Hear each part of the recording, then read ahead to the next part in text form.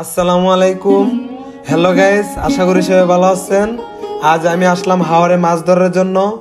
আপনারা যদি দেখতে চান তাহলে আমার সাথে থাকুন এবং দেখতে থাকুন আমরা কিভাবে হাওরে মাছ ধরি। আমাদের এই নদীর নাম দোলেশ্বরী নদী। তো প্রথমে আমরা নদীতে জাল পালাই, তারপর আমরা 4টি নৌকার চারিদিকে যাই। তো দেখতেছেন জালটি ছড়ানোর পর ধীরে ধীরে আবার আমরা 4টি নৌকা একসাথে হইতেছি, আর জালটিও ধীরে ধীরে গোল হয়ে আসতেছে। এই জন্যই এই জালটিকে টুবলা জাল বলা হয়। আর এই জালে বোয়াল, গুছিকাড়া এবং আরো বিভিন্ন ধরনের বড় জাতীয় মাছ পাওয়া যায়। এই জালে গতকাল 16,000 টাকা দামের বড় মাছ পাইছি।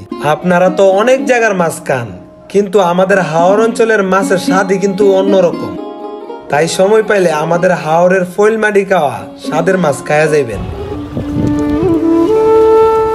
তো মাছ ধরার ভিডিও ঠিক আছে, তো একটা চ্যানেল খুলছি।